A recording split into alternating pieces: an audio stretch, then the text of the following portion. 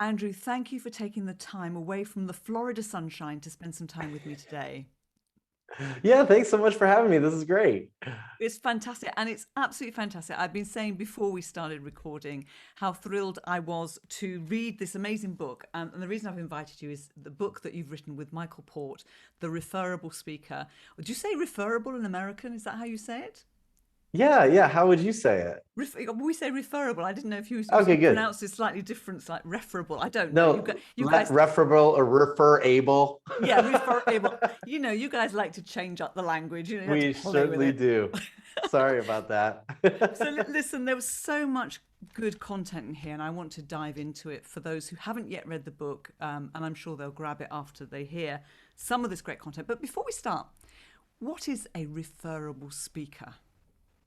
Oh, sure. A referable speaker is a speaker who consistently gets stage side leads, new referrals from every speech they deliver. And that's it. It's just very, very simple. A referable speaker is a speaker who gets stage side leads or new leads every time they speak. And that's the ideal, isn't it? That's what everybody wants. It's the easiest way to get booked again and again and again, isn't it? Absolutely. Yeah. I mean, referable speakers who get lots of referrals build a sustainable business. And that's what we set out to do in the book. We wanted to see if it was possible to find a formula that would actually help speakers build a sustainable business, not just get one gig, but get 1 dozen or 100 gigs. And the best speakers in the world, we found out pretty quickly, heavily rely on referrals. That's how they get their next gig. So it's all about turning the gigs you've got into the gigs you want. And I mean, at the end of the day, for any business, but especially for speaking, referrals close faster at higher fees more often than any other source. And it's the number one way that event producers and executives find speakers for all of their events. It's in fact, it's the top 3 ways, according to one of the surveys that we cited in the book. It's referrals from people who've either seen you speak, so that would be number one, like I was sitting in the audience, you were amazing, we want you at our event. Or number two, it's referrals from people inside the organization who have seen you speak and have told the event producer, please bring in this person, they were great. Or it's from referrals who have seen you speak from outside the organization. So sometimes that's an event organizer asking their other friends who are maybe event organizers or executives at other companies, hey, we need a great speaker, do you know one? If you have any that you've seen in the last 9 months, please send them my way, we're looking for someone great.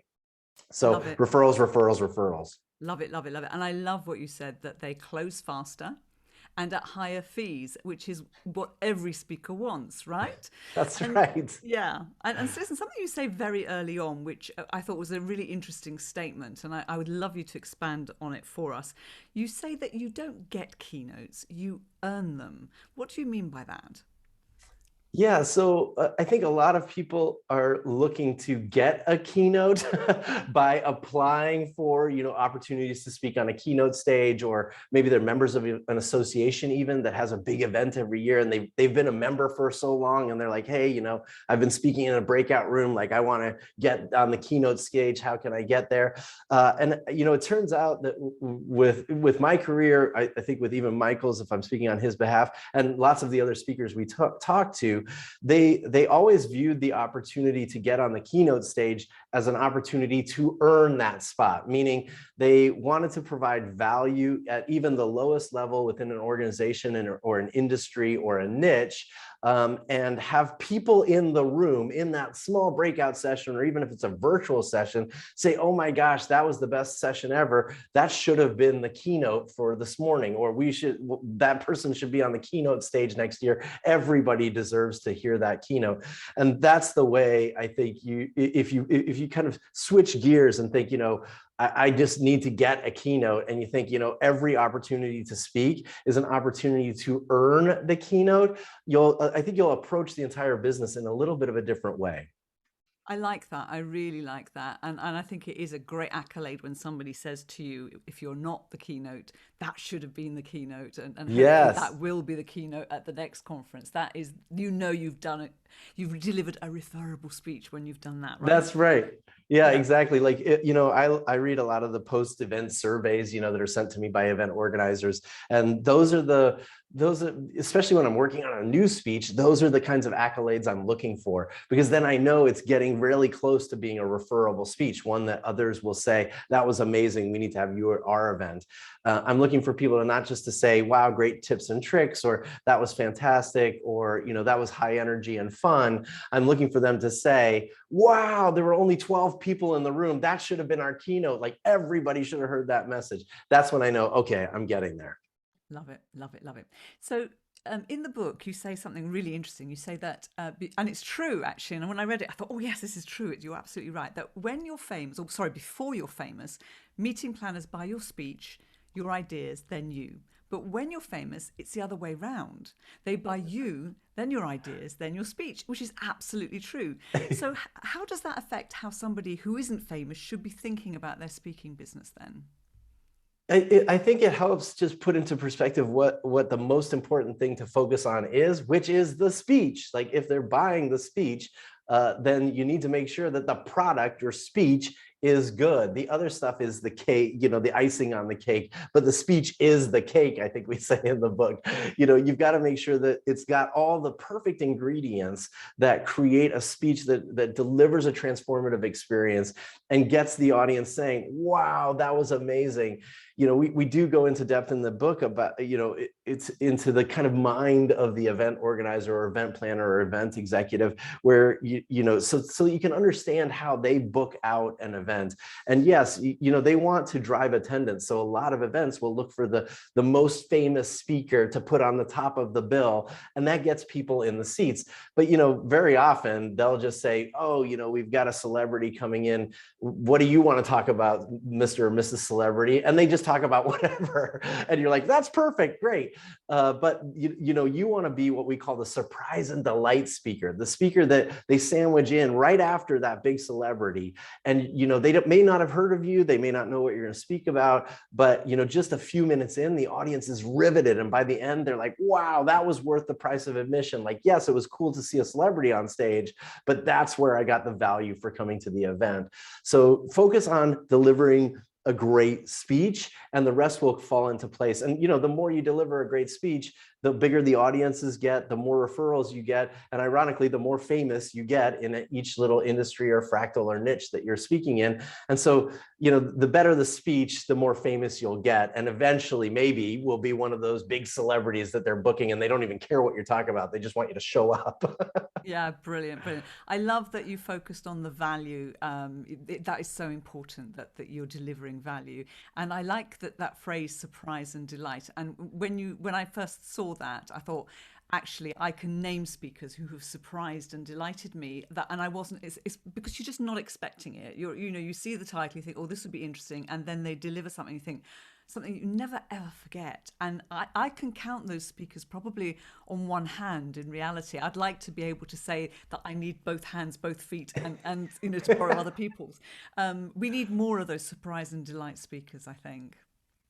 I couldn't agree more. One of the reasons we wrote the book was to help people believe they can be a surprise and delight speaker. There are a lot of kind of commodity speakers in the marketplace, speakers that are experts in their industry. They know their stuff. They've been studying it or in depth, in it. Maybe they even have the credentials. They've got master's degrees and PhDs, and they deliver great insight and information. They just don't deliver the surprise and delight. And if you want to kind of make that leap out of just a commodity speaker at commodity prices, just hoping you can be available and do a breakout session or be a good keynote, the ones that really do make the leap are the ones you can count on one hand, Maria. They're the ones that are the surprise and delight speakers and really do deliver something that is transformative and that you remember for a long time. And most importantly, I mean, you talk about it, right? And Yeah. that's what a great referral is. It's got something in the speech that, you know, when you get home, even with your family and friends from an event, or you log off that virtual event, you go back into the living room and you say to your spouse or your partner or your roommates, man, this was amazing. Let me tell you what I just saw. And you kind of try to recount the thing you thought was really transformative for you. And that's what a referral is all about, giving something for people to talk about so that you get more people inviting you to speak elsewhere. Absolutely, absolutely. So is this the power of compounding gigs that you talk about? Yeah.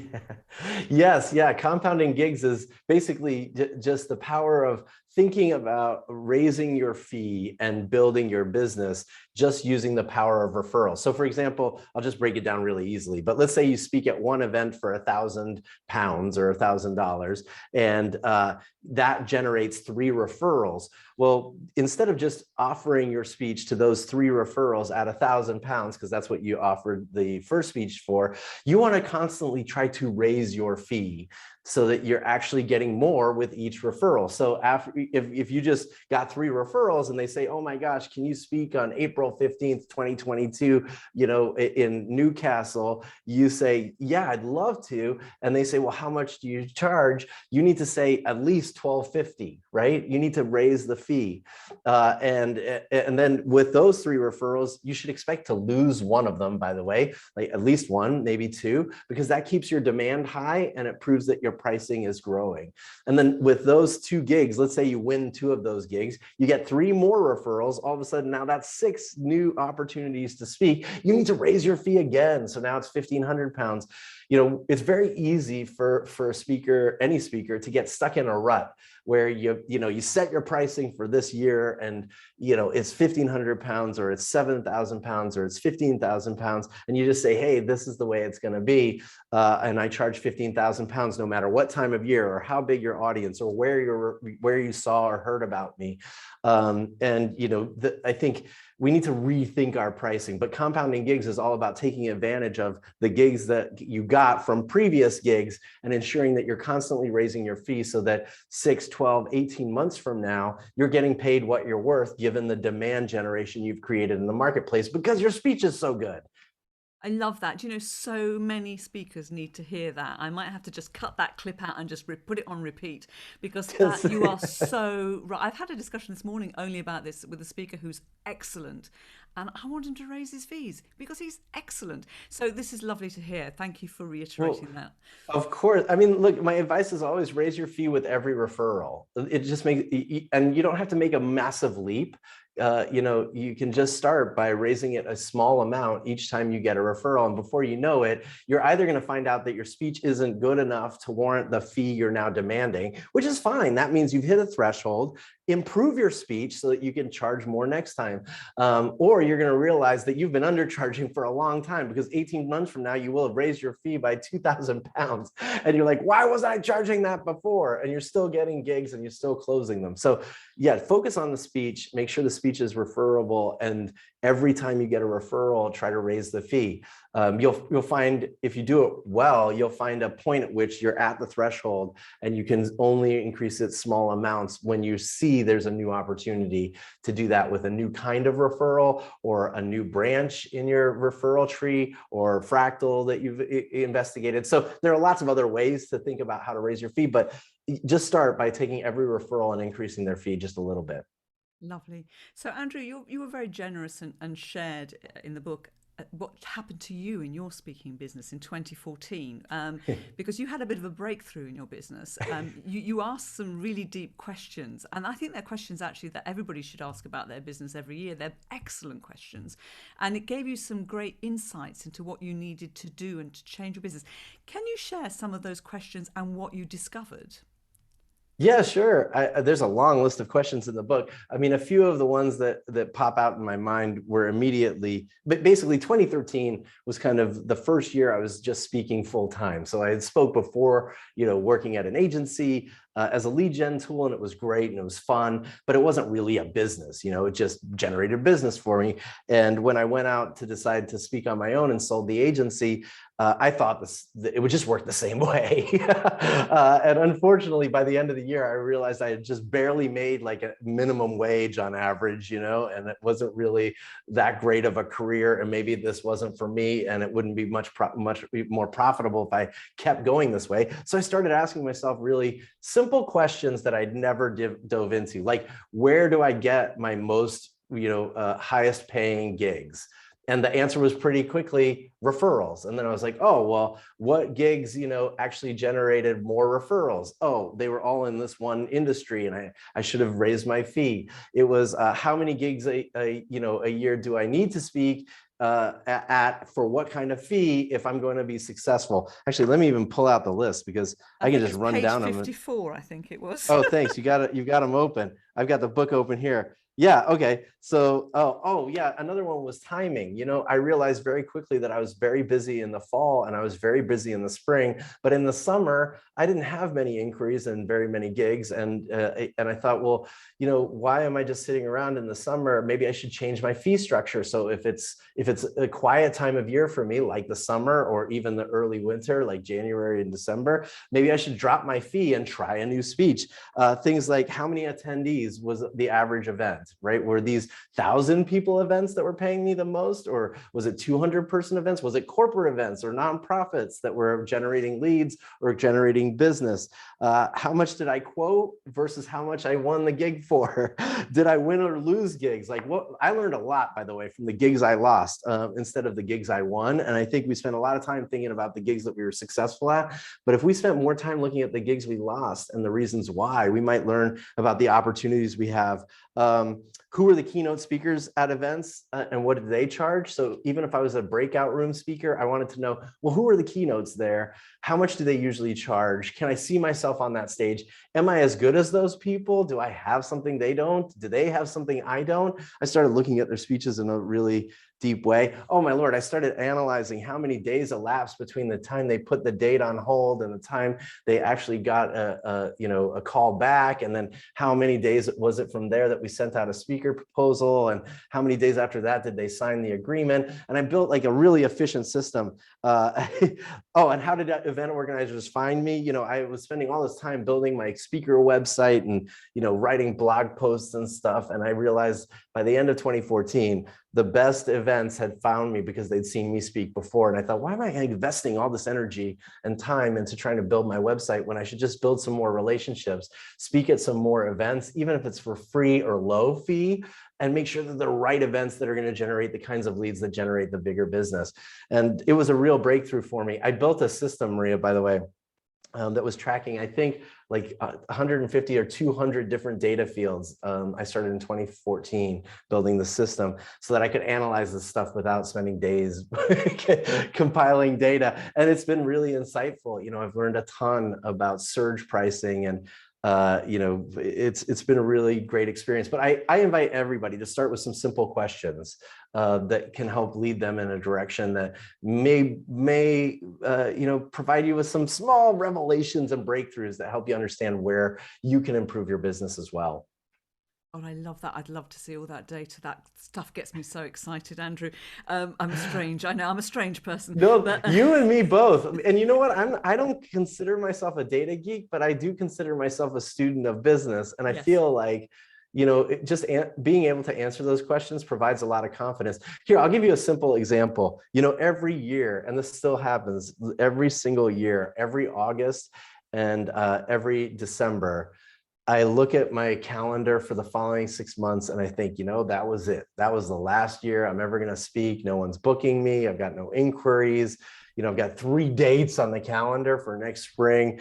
And I think, well, I guess maybe I should get a real job or something. And the data is what has always provided me with a sense of solace and I just look at it and I say, you know what? It's always like this in November. I get no inquiries in November, but they all show up in the beginning of January. And next thing you know, by the end of January and mid-February, I'm booked all the way through the end of June. So don't worry about it. Don't panic. Just go about your business, relax, work on a new speech, and then, you know, it's going to come back. So the data is really valuable, not just from a business perspective, but it really does help my mental state. Absolutely. And also you can plan your holidays around it, of course, and know that you're not going to miss out on anything. And you can plan writing your book and, as you say, working on new content and doing other things. So yeah, absolutely. Absolutely love that. So a referable speaker then is a balance of fame, entertainment and expertise. You call it the F+E+E factor, which conveniently spells fee, actually. I love that. Which of these factors has the largest impact on a speaker's value, would you say? I would say the signature bit is the sub factor under entertainment. So like we were talking about before, you know, to get referrals, you've got to get people talking. You've got to get people feeling like you're providing a transformative experience. It's got to feel different than every other speech.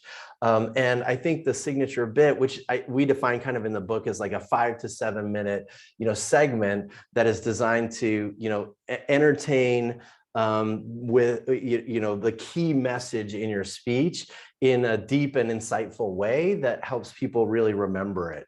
And the signature bit, I think, is the most undervalued and underutilized bit for, you know, increasing your fee, because very easily, like I can give you the first time I realized the signature bit was working for me. I think it was 2008, and I was still working at our agency, and I came up with this idea that I now call the search for meatloaf. And it was just supposed to be a demonstration about how searching on the internet is broken, and we can't think of marketing in the same way we've always thought about it.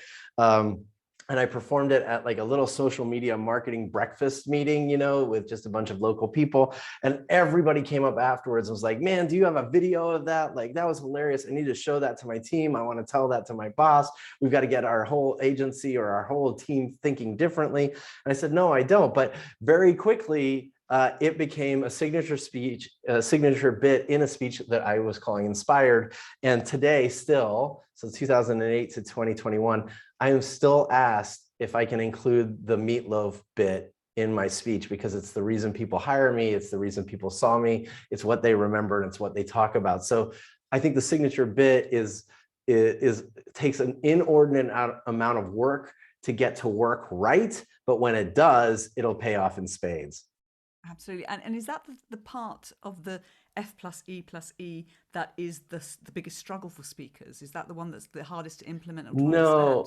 No, I think that one really, that one really comes down to understanding how fractals work. So in the book, we talk about the difference between a referral tree. A referral tree is like, you know, a map of the gigs that led to other gigs. You know, so for example, if I spoke at Content Marketing World last week and I got 3 referrals, I would map that tree with 3 referrals off of it. And if those gigs led to other gigs, I built this great tree of, you know, all the gigs that led to other gigs.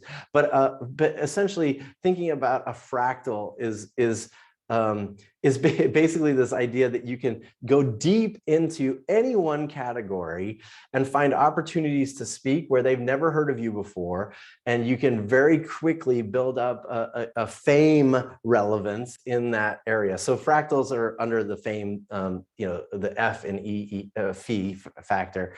But people struggle with it because they get confused between a niche and a fractal. Look, a niche would be something like the real estate market. Like I speak in the real estate market.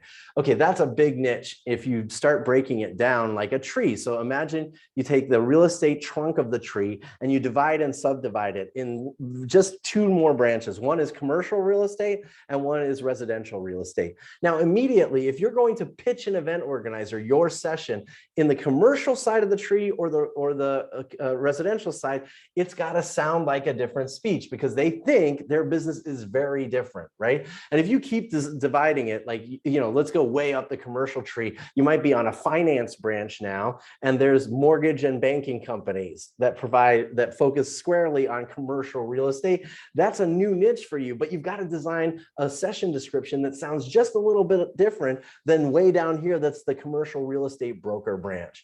So niches is all about diving deep in. It's so deep into these like self-similar looking audiences that you can find an audience to target this year to help build your business for the next 6 or 7 years. And the most sustainable speakers do this, like Phil Jones, who's a great speaker, Phil M. Jones. He's one of those people on my 5 hand, you know, the 5 Phil, speakers. I know Phil, good choice. Yeah, you must, right? He delivers such a great transformative experience. But Phil Jones is really well known for doing some great fractals when it comes to building his fame in small areas. So for example, 10 years ago, he started speaking in the hearing aid business, helping people sell hearing aids.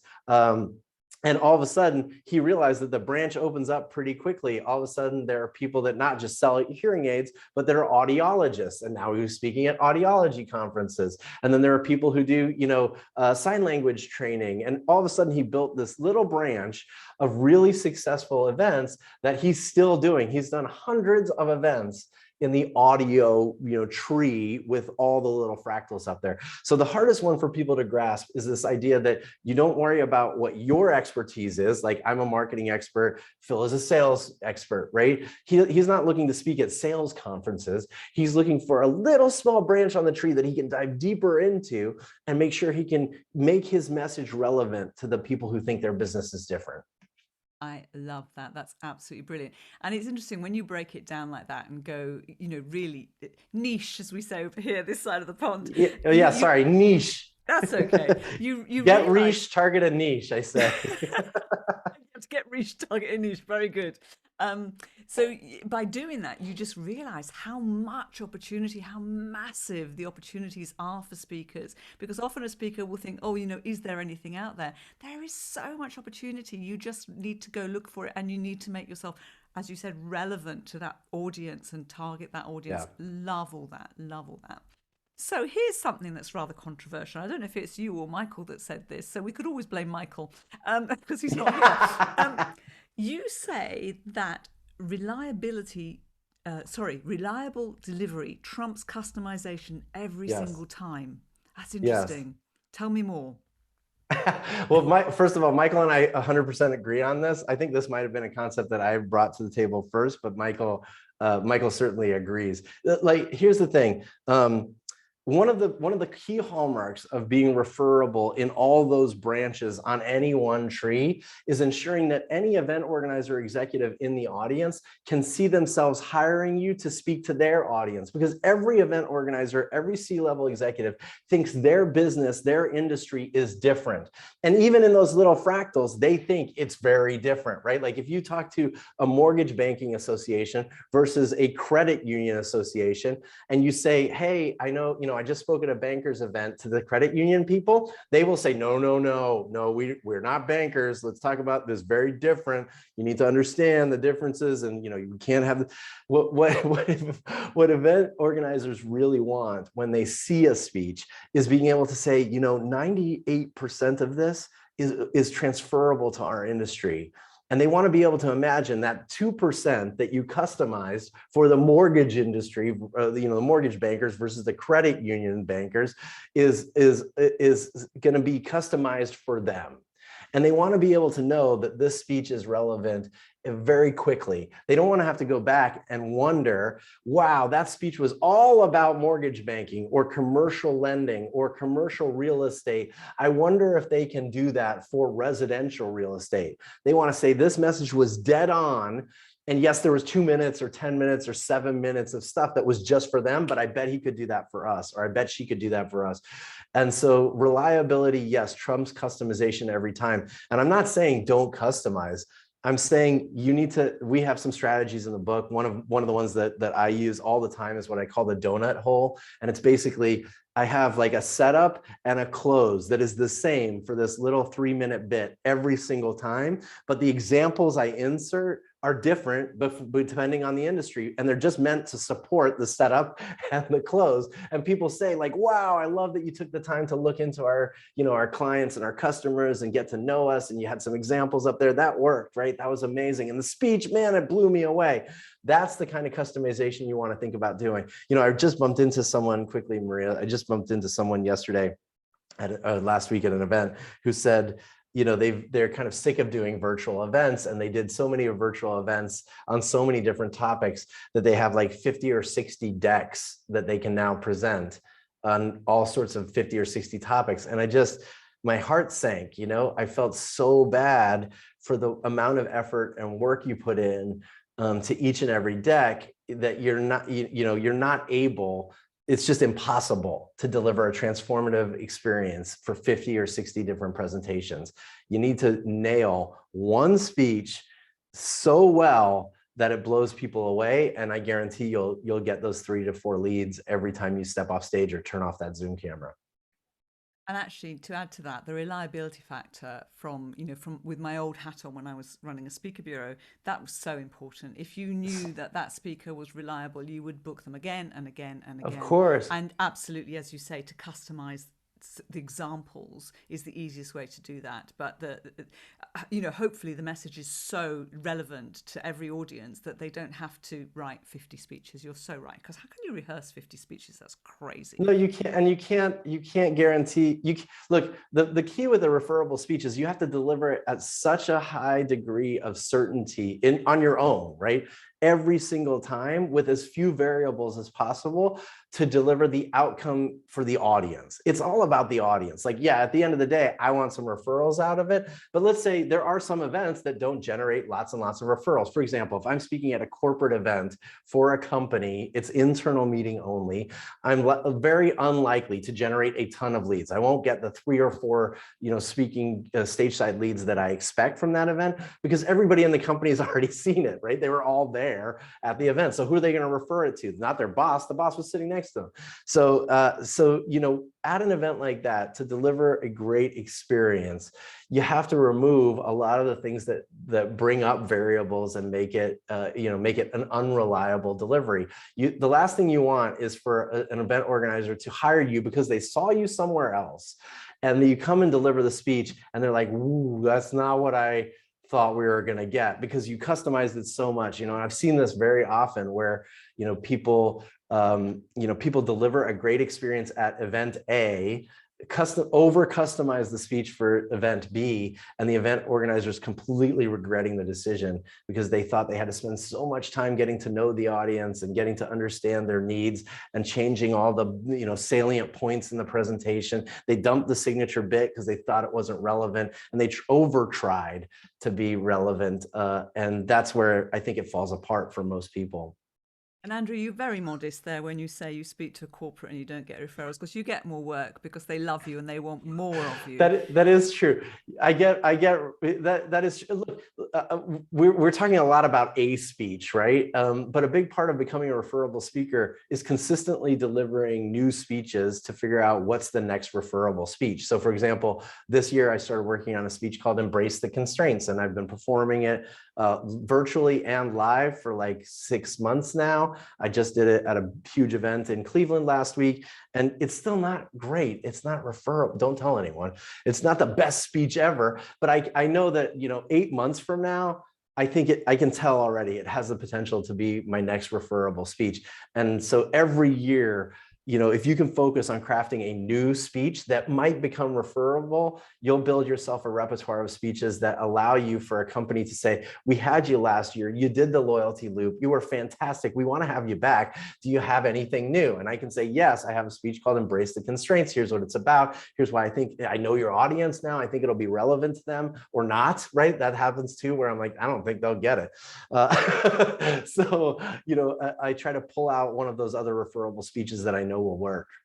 Lovely. Listen, I'm going to take up a little bit more of your time. I have a couple more questions. Yeah, that's fine. I'm enjoying myself. Oh, good. So most speakers are looking to position themselves as a go-to expert, and we're all encouraged to do that rather than saying you're a speaker, you're an expert in your area, you're an expert in your field. But the highest paid speakers you call visionaries. Are you able to Yes. give us an example of a speaker that's made it from that expert space to that visionary space and how it's impacted their speaking business? Yeah, sure. I'll tell you about Carla Johnson, who just wrote a book called Rethink Innovation. Carla Johnson is a B2B marketing expert, and she has been for a long time. She's consulted for some of the biggest business to business brands in the world, and she has tons of writing experience. She wrote, I think, 9 books. This might be her 10th book about B2B marketing. So, she's got all the credentials to be the expert in the B2B marketing world. And she was even on the board of the American Business Marketing Association. Like, you could check the boxes. And she was often asked to speak. And she for years, she did a great speech, always customized. She focused on making sure they got 10 tips or tricks on how to be a better B2B marketer. And she wanted to transition her business from, 80% or 70% consulting to 80% speaking, 20% consulting. That was her goal. And she very quickly realized that if you're going to be a tips and tricks speaker, you're only going to make $5,000, $6,000, $7,000, a speech. Even when she was sometimes getting the keynote stage, the head keynoter would be getting $25,000, and she'd get 7 because her speech was different. It wasn't a visionary idea. So she spent essentially 3 years working through one simple idea, like how do B2B businesses and businesses of all types, but focused on B2B businesses, constantly come up with new creative and innovative ideas, whether that's product ideas or marketing ideas, in a world where it's supposed to be so boring, you can't do that.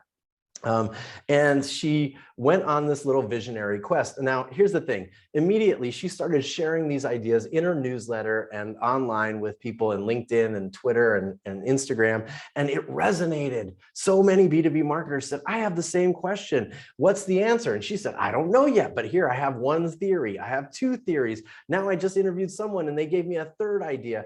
And so over the last few years, she's actually not only increased her speaking value, meaning she's getting paid to speak because she's speaking about a visionary concept and trying to answer a question Google can't answer, but she's also now written a book, and she has flipped the table on her revenue. She's now getting 70 to 80% of her revenue from speaking in workshops, and only 20 to 30% every year from doing consulting. And by the way, the consulting she does is consulting she wants to do because she's real excited about the product or project, and she's getting paid a lot more because she's in that visionary category. So all she did was she went from, being in that commodity space. There are lots of B2B marketers with great tips and tricks on how to be a better B2B marketer. And that's why you can only get the $5,000, $6,000, $7,000 tops, maybe 10 if you're very amazing, for a speech there.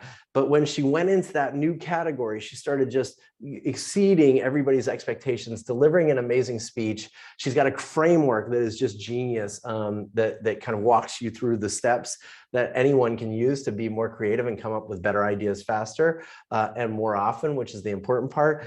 And now she's doubling or tripling what she used to get. She's turning down gigs left and right, and she's happier as a result because the work matters to her more than the tips and tricks that she's been doing for years.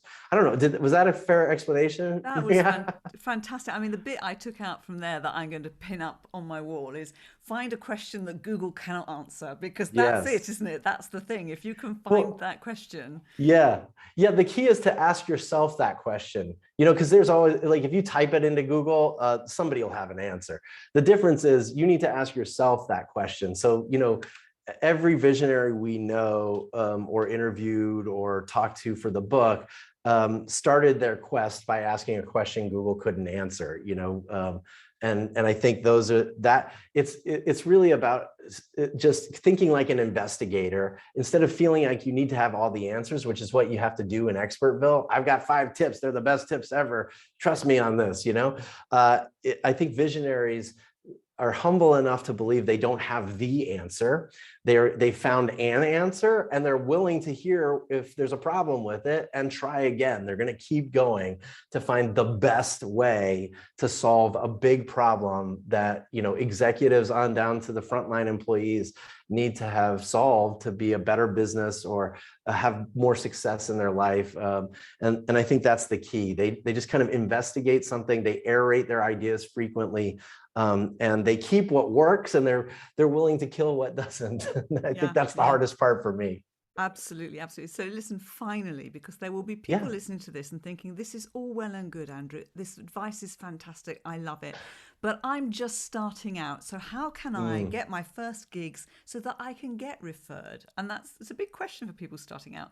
Oh, sure. Have you got any advice on that? Yes, I will give you 3 things I do every single time I have a new speech. If I don't have new opportunities to speak somewhere and it's a brand new speech that I don't feel like is worth charging for yet, even because it's so rough and raw, the first thing I'll do is I'll reach out to some of the speakers I know or I've met in the past that I know get paid, and they obviously have inquiries where they can't do it, or they're free gigs. A lot of times I get inquiries from people who are like, hey, can you speak in Cleveland for free tomorrow? And I can't do that. Unfortunately, I'm just too busy with paid events. So I always turn them down, or a lot of times I turn them down. So if those people, if you approach them and say, hey, look, I'm working on a new speech.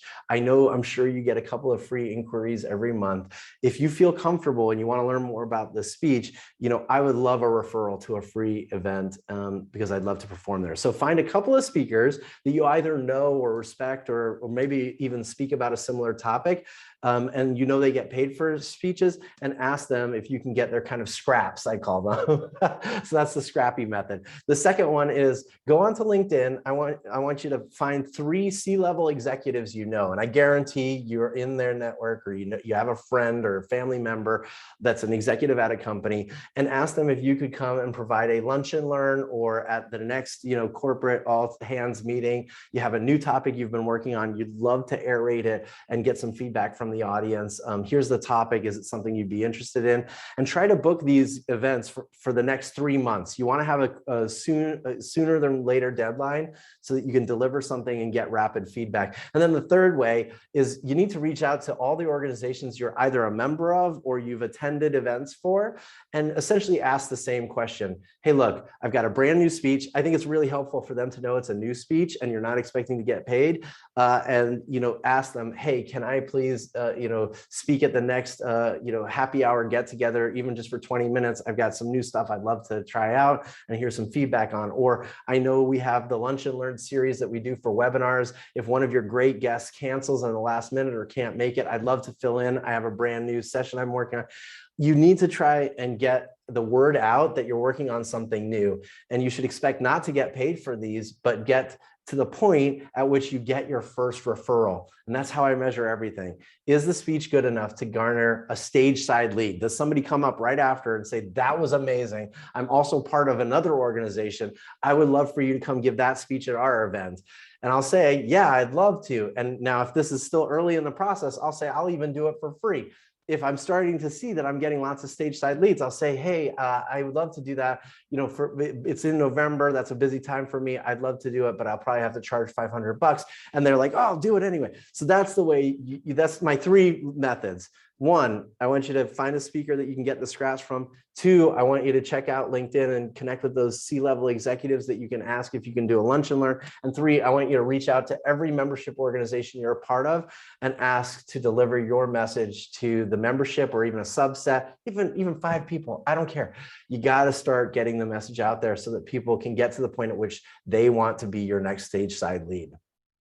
Andrew, I cannot thank you enough. This whole podcast has been gold, and I think people are going to get so much out of it. So thank you. I'm glad you enjoyed yourself. You said you did. I've had such a great time. Yeah, I really appreciate you reading the book. I so appreciate you dog-earing the pages and helping me find that list. Yeah, It's been brilliant. great. Brilliant. And if anybody wants to grab a copy of the book, it's called The Referable Speaker, and it's by Michael Port and Andrew Davis. Grab a copy. And if you've enjoyed listening to Speaking Business Podcasts, which I hope you have, please leave a rating on Apple Podcasts. Tell your friends, share it. And until next time, I have been Maria Franzoni. Bye-bye from me. Bye-bye for me. Bye bye from you.